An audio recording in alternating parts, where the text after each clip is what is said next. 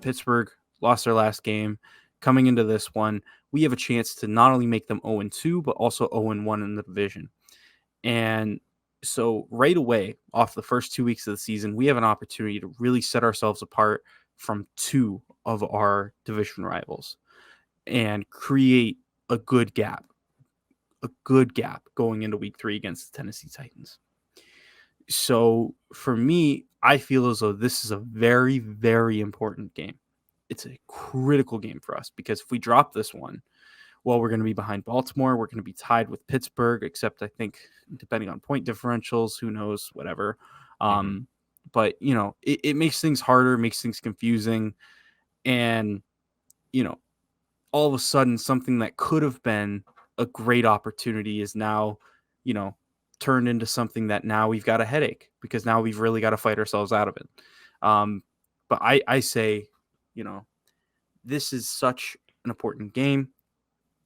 However, I do have concerns. Let's start with us on offense, because I think that's where a lot of our concerns are going to be about this game. First things first, I do have concerns about our tackles and their edges. I feel as though Alex Highsmith versus Jedrick Wills, I am not a fan of that matchup.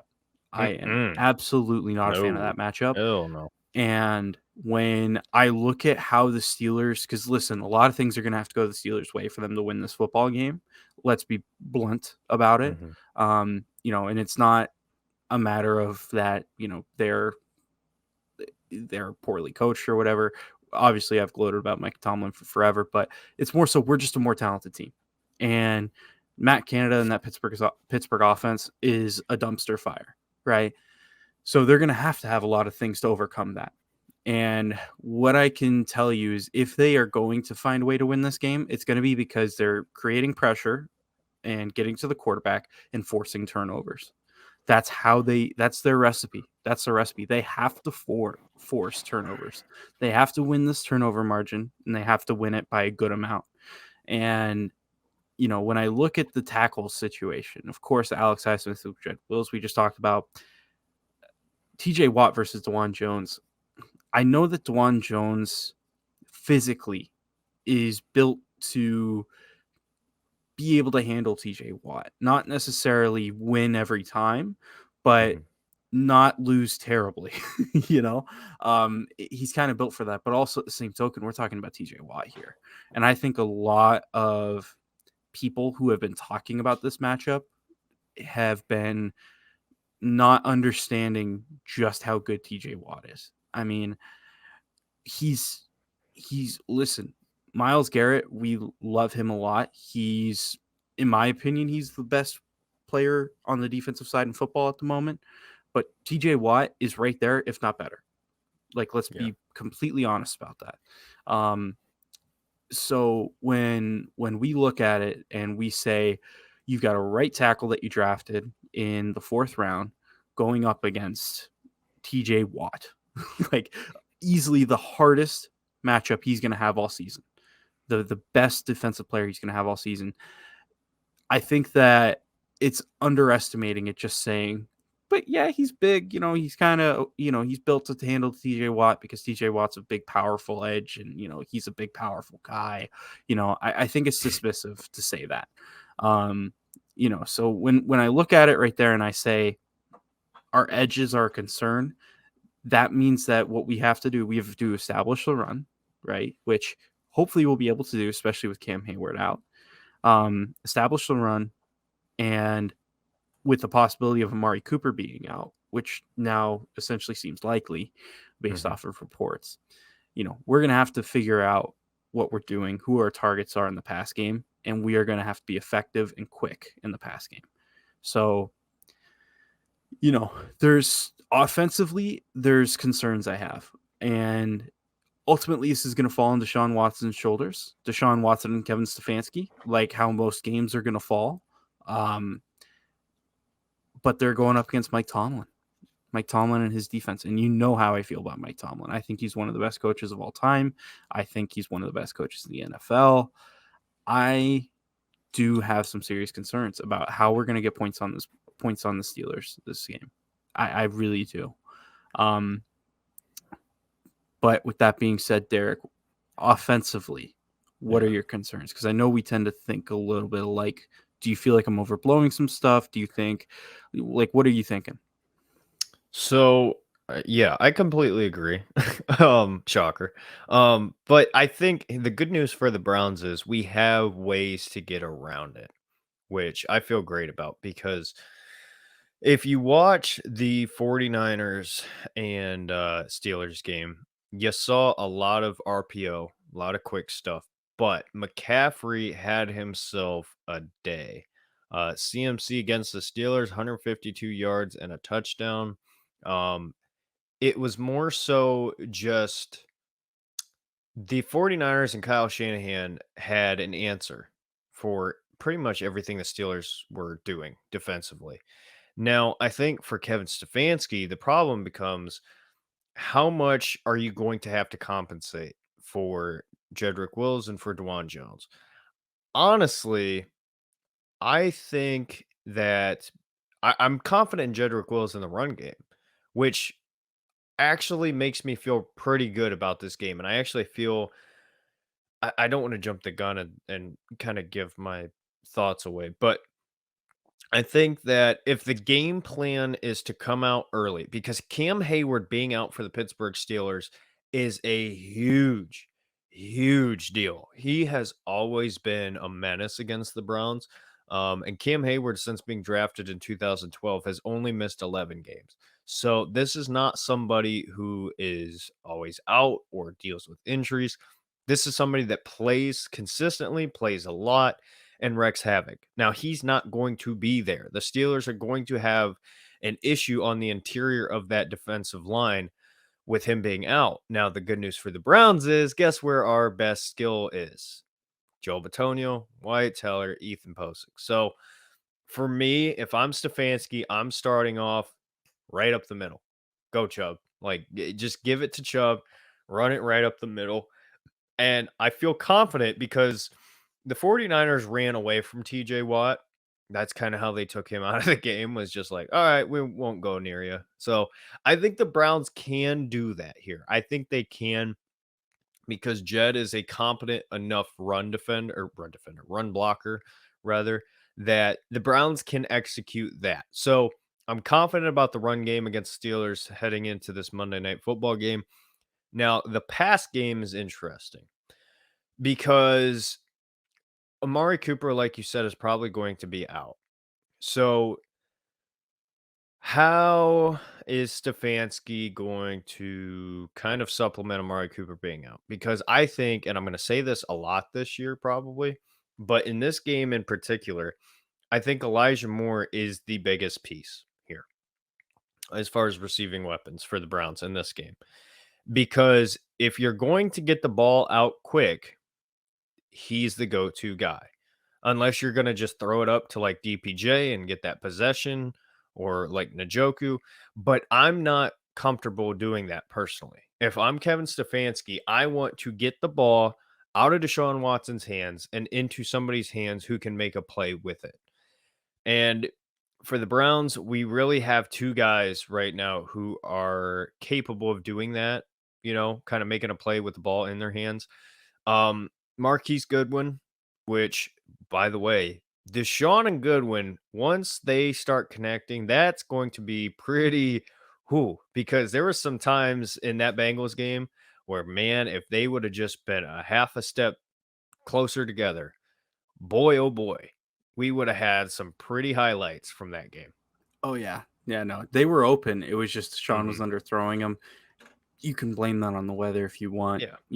I'm willing to, again, I'm willing to chalk it up for weather for this game. But yeah, no, you're right. They were so close a couple of times to just, the stadium would have popped. Oh, Oh yeah. my gosh. Oh, yeah. Whew. But sorry, It keep going. it was there though. That's the thing. It was there. Now, Amari Cooper is a fantastic receiver. I think I've said it multiple times. I think we kind of underrate having Amari Cooper on this team because he's that good. But not having him there, how are we going to scheme this up? That's kind of the question for me. So I think get get Elijah Moore involved early in the run game. That way it's not just all Nick Chubb. I think if you get Elijah Moore involved in the run game early, you get Nick Chubb in the run game early, then from there start opening things up. Then I would get into a lot of pistol sets. I would be doing a lot of options. I would even have Deshaun. Honestly, Deshaun, he's got a little bit of Cam Newton in him where he just doesn't want to go down. He just wants to take all the hits, which I like, but at the same time, I hate it. It's kind of that, like, please don't die. Um, but I like it, and I want to see him in this game get some yards on with his legs. I want to see Elijah Moore get some yards with his legs. And that way you can spread that threat, because if you just run with Chubb over and over again, eventually the Steelers are going to have to do something about it, right? And given the situation that you're in with your both of your tackles now, I think Stefanski's got to be pretty calculated with this. Now, last thing I'll say, as far as the offensive side of the football, call me crazy, but I think this could be a game where you see a little bit more of Cedric Tillman.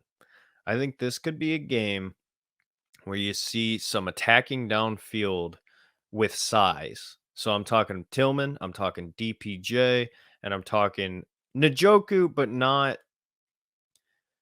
like in the same sense. I'm talking about jump ball, go get it. Because I think if the Browns execute this correctly offensively, again, it's chess. When do you move your pieces and where? I think if Stefanski can do that correctly here, I think the Browns will have the ability about maybe closer to halftime and then after halftime to attack downfield. And I think the way they do that is not with speed. I think it's actually with size. So I think you attack in the RPO game with Marquise Goodwin, Elijah Moore, Njoku, even if you just got to get the ball out quick to a tight end. But I think you will have opportunities downfield. So offensively, that's what I will say for this game. I think you got to look at Kyle Shanahan, look at what he did, and just map up the same thing, because we have the talent to do it. We can get it done. And Brandon Ayuk had himself a day. They were able to move the ball through the air. So don't mistake me thinking we're not going to be able to move the ball through the air, because we will. It's just a matter of how you do it with who is kind of the question. So Yeah. And the other thing I will say, so for me, the way I would game plan this is I think a little bit different from you, but I think we're in the same frame of mind. For me, right off the bat, I'd be coming out. I'd say, Kevin, get into your bag. All right. Pull out those two tight end sets that you love. All right. Get yes. Jordan Akins and David Njoku on the field. That Ooh, way I in forgot we even had in him. yes. Yeah. Um but that way in situations where you want extra protection for the pass, you can have both of them be chipping, helping out with those tackles with the rushers that they're going to be facing. But not only that, but in a sense that they're both good receiving wise, right? And not only that, but I think where I think we should make our bread and butter. So I would be focusing on, of course, RPOs, screens, play action, and of course runs. Those are pretty much the what I would be doing right here. Like that's what I would be doing this game. Is a lot of that, and then make them press us. Make them put another guy into the box, and then if you get Elijah Moore at all on Patrick Peterson, yeah, Deshaun, turn to him and go, right? And then snap that motherfucker. Just Yeah. throw it long. Just throw it Yeah. long. Right. Oh, Like poor honestly, Pappy. if Oh you my oh gosh. my god. That was It's so bad. sad that his career is ending, but it's so happy seeing as Pittsburgh Steeler Yeah. look that bad. Yeah. But like seriously though, like I think what you have to do in this game, Kevin is just come out there, beat them at what they like to do on their own offense. Beat them with the short passes, the runs, beat them with the short stuff, the cutesy screens and stuff like that, which we know he's good at dialing up some screens. Hell, throw a tight end screen to David Njoku. It works. At times it works. So, I want to see a lot of that and a lot of wearing them down. We know that they're going to respect Nick Chubb in this run game, but I want them to quite literally commit their corners to playing close to the line of scrimmage. When you get that, Cedric Tillman, feel free to go out there, make a play. Yep. Elijah Moore, you know what? We were throwing you some screens and some short passes. Now you're on a go route, stuff like that, where it's just like, now you can start to chip away at their secondary and you can really start to, get those chunk plays. And, and then the moment that they start to back off because they realize you can hit the deep pass, go right back to the small stuff. Like that's where I think the game plan should be. And if that is how we come out, I feel confident. But it's hard to know exactly what Kevin's going to do because in these matchups, Kevin's gotten outsmarted quite frequently. And that's where my hesitation is. I feel like he's going to come out and he's going to say, well, I've got a $45 million quarterback. Let's put the ball in his hands. And hey, listen, I get it. You have a $45 million quarterback, put the ball in his hands. But in this game, I feel as though it's going to be more crucial for us to build up to that the big passing game. But ultimately, it's going to come down to how our tackles play against their edges on offense. I really think that. Everywhere else, I think we're mismatching them. The only other player that I got my eye on is, of course, Minkah Fitzpatrick. Yep. If he isn't the best safety in the league, he's one of them. It's just how they use him is the thing. It's like they use him to perfection. Yeah. And if they keep him in like a free safety role where he's really patrolling deep, like maybe that limits us in the air. So, TJ Watt, Alex Highsmith, Minkah Fitzpatrick. Those are the three that if you can successfully game plan against just two of them, you will have a good game. You will have a good game. And that's all of my concerns on offense, at least that I can think of. So let's kind of transition over to, unless you have anything more else to add, let's transfer over to this defense. But Derek, do you have anything else to add? All I was going to say, the whole time before you said it, I was thinking it. There's only two players that I care about and I'm worried about. It's Minkah and TJ. Outside of that, don't care. No disrespect to any of those players. Those are the two difference makers. And the Steelers' only chance at winning this game is if they can be the Steelers that they've been defensively. That is their only chance. So I'll leave you with that. But on to our defense, because get ready. Right. Now on defense, I feel like this is where the Browns could easily, disregarding what the offense does, the Browns could easily win this game. Here's what I think. I think that with this defense, with the pressure that they were able to put on Joe Burrow, if they can put that same pressure on Kenny Pickett, we're going to have a great day. We're going to have a great day. The parts that concern me about this defense is we've seen it in the past where they've just respected Miles a ton and they've been able to do quick passes, quick throws, and make it so that he wasn't a factor. Well, in this game, are they going to be able to do the same? Maybe, but it would be highly, highly unlikely, especially when you consider that they're going to be without Deontay Johnson. I mean, the two players that are injured for them this week, Cam Hayward, Deontay Johnson, are two guys that would have had to have a big game in order for them to even have like a 50% chance at this game, right? But because they're out, I think their odds are more at like 25. 2025. You still have to respect them because they're the Steelers, and hey, they're an organization that's won for so long, and for me, that's where I would see a concern there. But even then, I just feel like the way that we're deploying Miles this year, the way that Jim Schwartz is said, pretty much go be you. I'm going to put you in weird spots and we're going to affect the game. And also the talent that we've got around Miles this year. I feel like, man, like this is going to be a good game against Kenny Pickett for that line.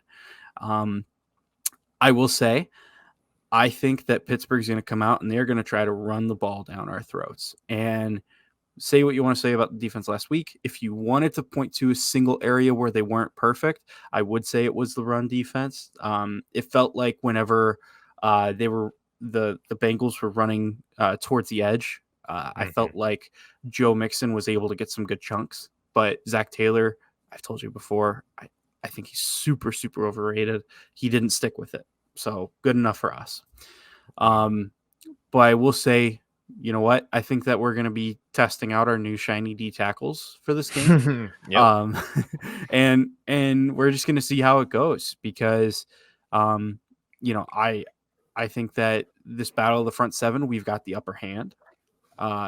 This battle in the trenches, I think we've got the upper hand, and I think we'll win it. And let's see how impactful they'll be. I think they're going to be very impactful, but we'll see. This secondary, I don't think that there is a single player. Jeez, Derek, are you okay, dude? I think this is an audio only version. And Derek, in case you guys aren't able to see this right now, he is like hacking up a lung on my screen. It went down the wrong pipe. Oh my gosh. Oh, I'm dying. Hold on. I'm going to mute. Holy Keep crap. talking. Man's lung is collapsing on him right now. But anyways, this secondary, I feel like there isn't a single matchup that Pittsburgh can present with us that will give us a tough time through as far as receiving wise. I respect George Pickens as a player.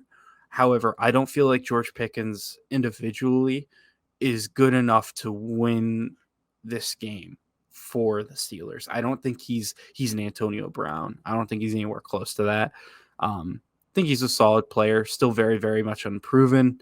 And, when it comes to, him one-on-one versus either Denzel Ward, MJ Emerson, or Greg Newsome, I don't feel like there's a matchup there that, Pittsburgh's going to look at and they're going to say, I feel like that's a matchup we can exploit.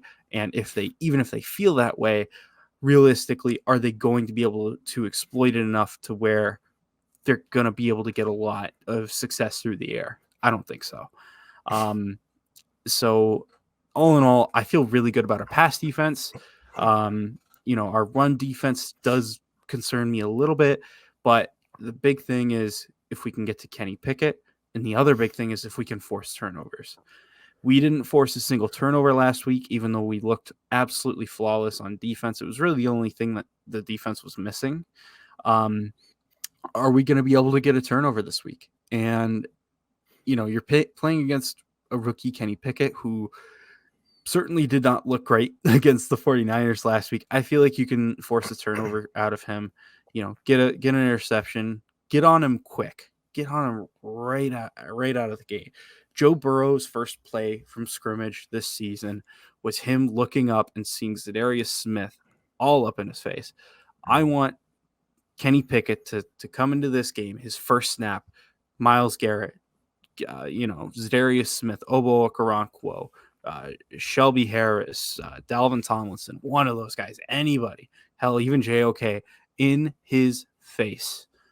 Pause. Make him uncomfortable from the get-go. Don't let him get comfortable. That's the important thing for me. So, Derek,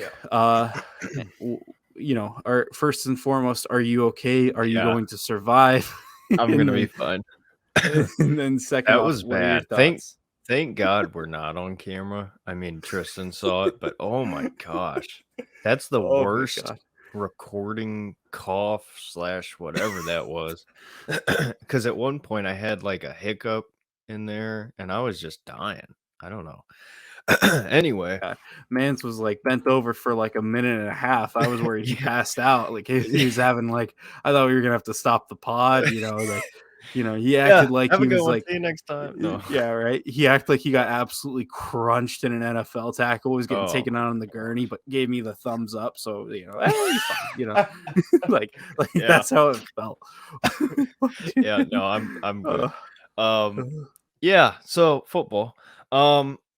Yeah, I think this game is going to be an absolute nightmare for the Steelers offensively. And I mean, I think they're going to get a taste of the medicine that they've given us for years, where it was just nothing we could do, pressure, aggressive dogs. And Kenny Pickett last week, touchdown, 2 interceptions, 232 yards. Um, so turnovers last week against the 49ers.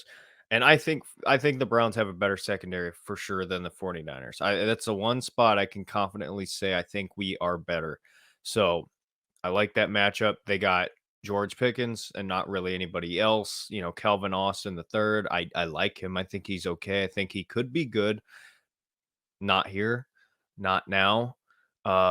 Same thing with oh man, the receiver that they brought in from Chicago, Allen Robinson, not Chicago, but he was a Ram.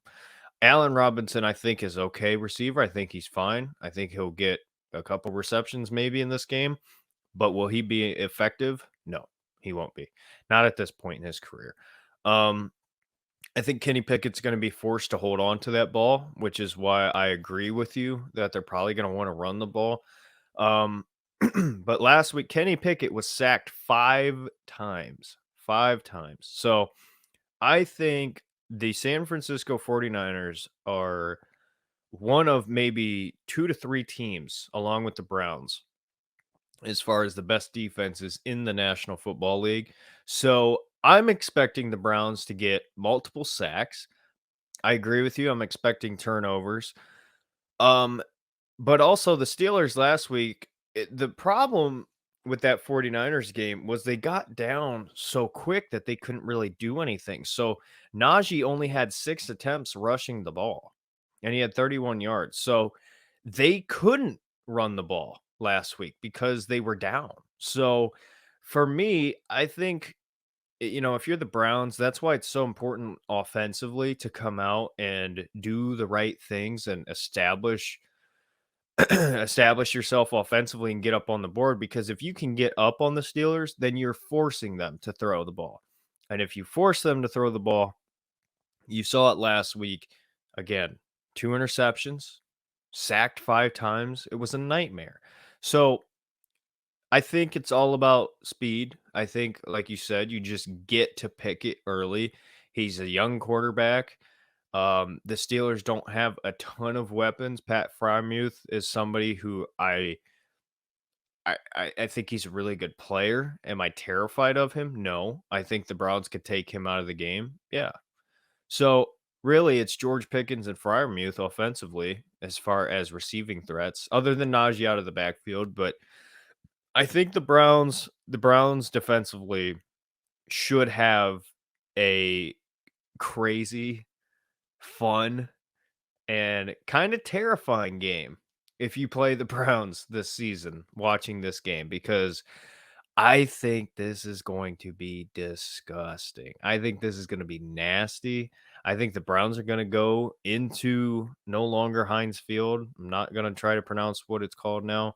But they're going to Shire.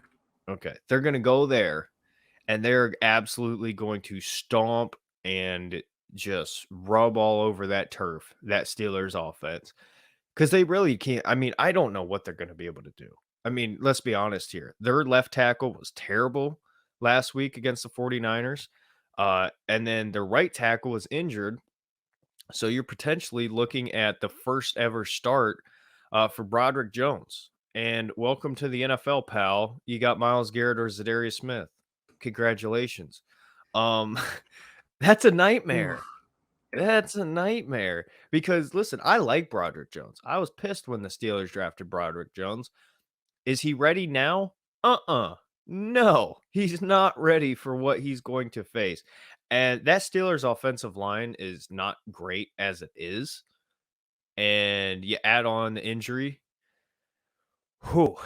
I said it to Joe Burrow. I'm going to say it again to Kenny Pickett. Get ready to learn Chinese, pal, because this is going to be a long, long night for you.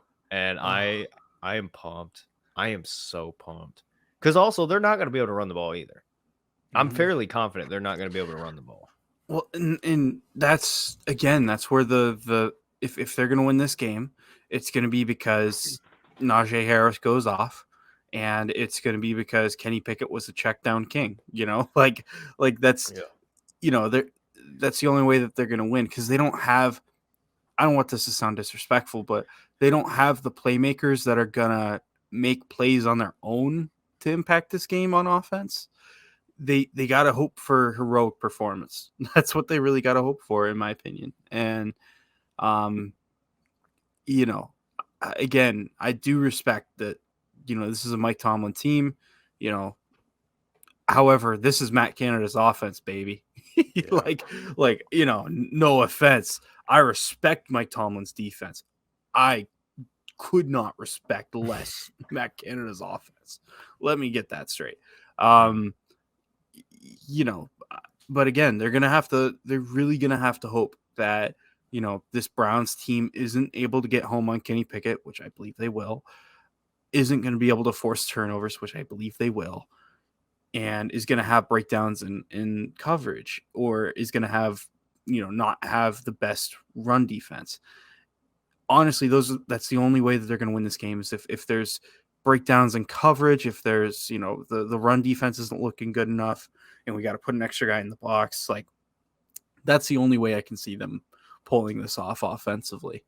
And then defensively, they've got to force turnovers, which, hey, it's a Mike They Tomlin can defense. do. They Yeah. absolutely could. They absolutely could. Um, and they got to be able to not only shut us down on the ground, which they've done before in the past, but they've also got to shut us down through the air, which again they've done in the past. But this is a new Deshaun Watson, and the last thing I will say about this game and getting ready for it, I have been looking at the weather for this game for the past several days. It has not changed much. What we're going to expect clear skies. Obviously, it's Mhm. going to be dark outside, but it's going to be cold. Um, and winds that the gusts are going to be pretty, roughly about 15, 20 miles an hour. But wind should not be a huge factor in this game. So, when we're looking at it from that perspective, Deshaun Watson has an opportunity to shut everyone up who has been saying the Browns made a bad choice. Mhm. The Browns paid this man. He's not good anymore. He's a bum. Like, he's not going to be able to return back to his previous form. He has an opportunity to absolutely just shut up everybody on national television and just whoop the Pittsburgh Steelers. He's got everything at his disposal. He's got a defense that looks unbeatable at the moment. He's got a run game that is the best in the league, right? And he's got some playmakers on the outside. Of course, if he has Amari Cooper, that makes it better. If not, he still has guys that are good enough that he should be good enough to get it done with them. So, when I look at it from that perspective, he's got to get this done for us. He's got to get it done. He's got to be the reason why we win this football game, and I'm just tired of hearing all this conversation from online media people who just want to prey on the Browns' downfall. And listen, if it's for that reason of Deshaun and his past, cool. I don't care. But I just feel like it will shut everybody up about saying he sucks when it comes to the Browns team, this Browns team. So, I'm ready for Monday night to be here. I know it's only 24 hours away, but it can't come fast enough. Yeah. Yeah, I I actually okay. I agree with you that Deshaun needs to perform. He needs to perform. He needs to show up, show who he is, that he's still the guy. But I don't think we even need him to be. I think we need him to just be competent. I don't even think we need him to be good or solid. I think just competent. Don't turn the ball over, and we win this game. For me, I think this is a bloodbath. I'll be honest with you. I think this is an absolute blowout. And I said it before the Bengals game that I really wouldn't be surprised if we blow them out. And I kind of had a moment with myself where I was like, whoa, I was right. Like my gut was right of all of these things kind of lined up. For this Steelers game, I'll be honest with you. Outside of just them being the Steelers, I see no chance in the world that this game is even close. I think if you throw a Arizona Cardinals uniform on this Pittsburgh Steelers team, I think everybody's talking about this being a blowout and not even close. Um, I see no way that Kenny Pickett is going to be able to do anything. And maybe I'm wrong. Maybe we're sitting here at some point next week going, wow, they were able to move the ball, whatever. I don't see it. I cannot see it at any point right now. And defensively, I'm always nervous because of who they have. Mike Tomlin is a defensive genius. The way the Steelers play defense is like no other team in the NFL.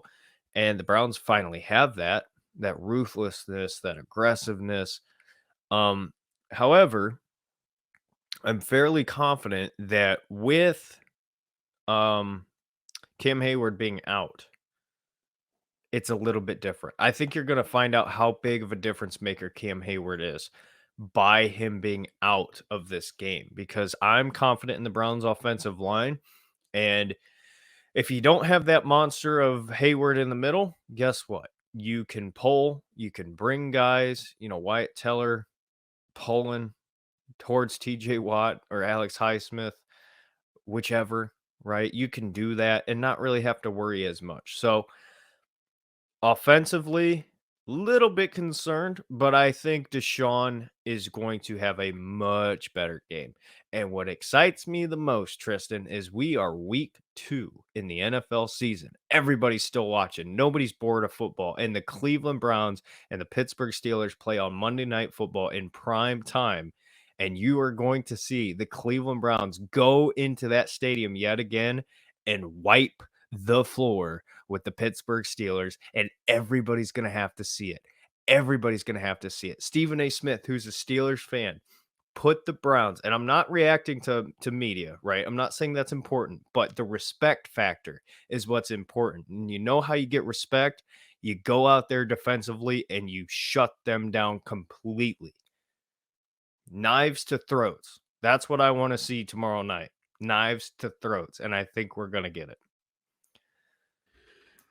Yeah, I mean, personally, like when I look at this game and I think, forget it's Browns and Steelers, think players versus players, you're absolutely right. This is a game where we should absolutely mop the floor with them. It should be worse than what Cincy was week 1. If we're looking at it from that perspective. However, we have to look at it from the perspective that it's Steelers Browns. And my heart's telling me this is going to be exactly as you say. My head's telling me we have been in this situation many times before where we felt we were much better than the Steelers. We play down to their level. They walk away with the win. Mm-hmm. So it's hard for me to say it's going to happen. I got to see it to believe it. And ultimately, Kevin Stefanski's got to show himself here. Like he's really has to, if he wants to eradicate this feeling of the big scary Pittsburgh monster, this is his opportunity to do it. Monday Night Football in front of the whole nation. Everybody's going to be watching. Get it done. Get it done Monday night. and make it so that way we don't have to feel like this anymore. You know, we talked about how the Bengals were not giving us enough respect week 1 because hey, they're a great team, but remember their personal record against us is not that great. If we're being brutally honest with ourselves, it's the same exact thing with us in Pittsburgh. We feel as though we're a much better team because I feel like we are. We are a much better team. But every time we've played them, we haven't been able to beat them. We played down to their level and we just haven't been able to get it done. So that's why I chalked up this game originally as a loss. With Cam Hayward and Deontay Johnson being out, I'll be honest, if they were playing, I would be going 21-20 Pittsburgh. I would. Just because the demons of the past wouldn't let me. You know, with this game, personally, I'm going to predict 24-10 Browns. 24-10 Browns. That's what I'm going to predict. Okay. Well, I think the absolute max that the Steelers score tomorrow night is 10. I think that's the max. And I think that's going to be a hard fought 10. You know what I mean? I could see them getting in field goal range and, kicking a field goal, whatever.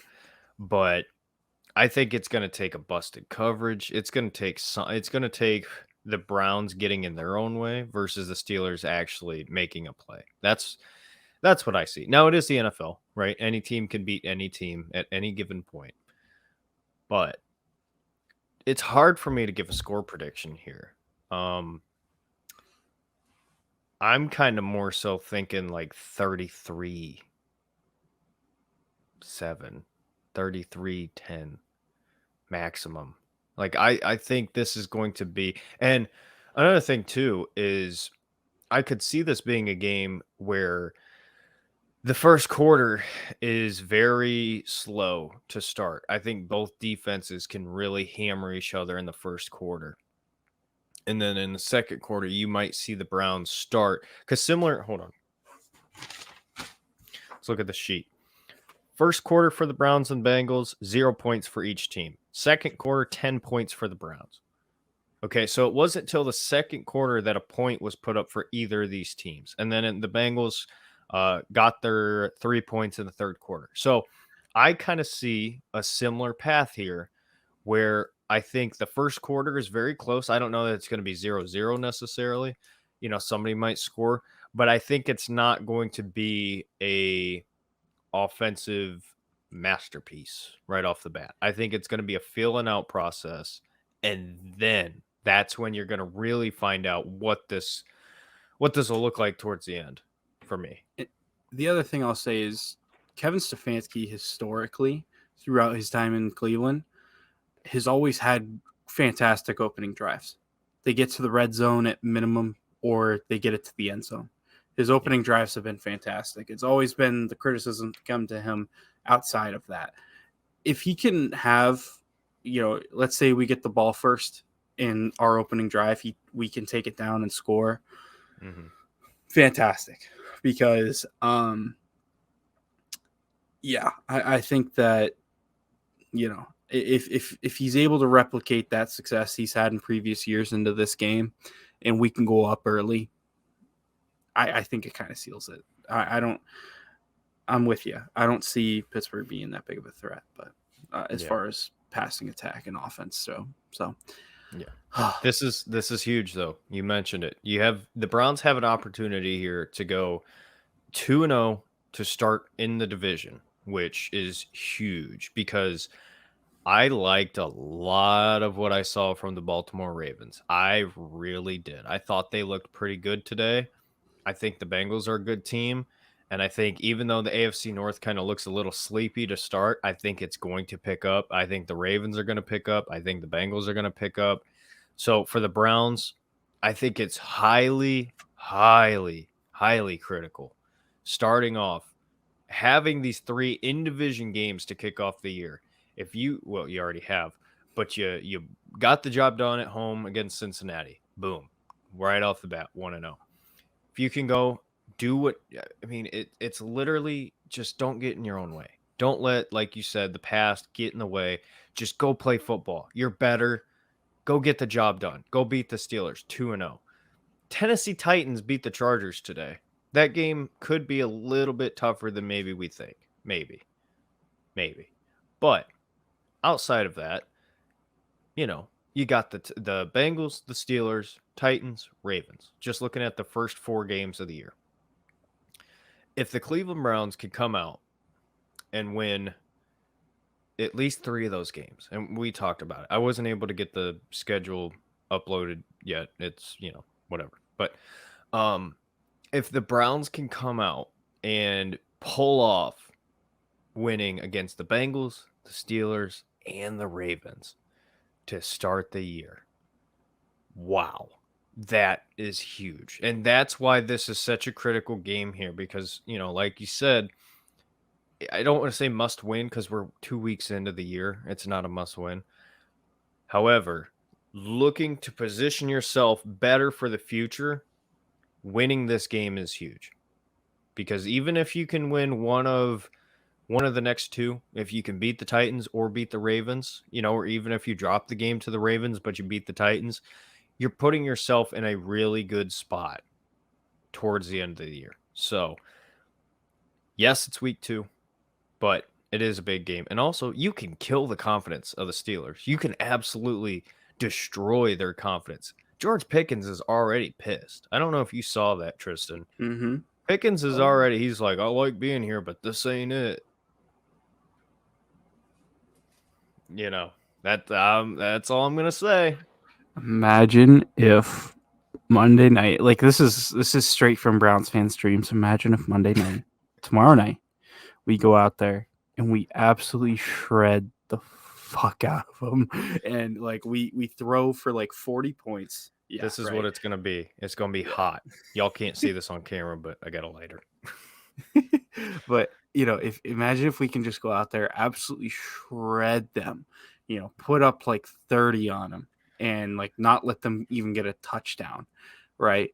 Like the fact that this would be on national TV, it would be similar, not as bad, not as big, but it would be similar to that game that we had against them in the playoffs, where we smoked them and it was over early, right?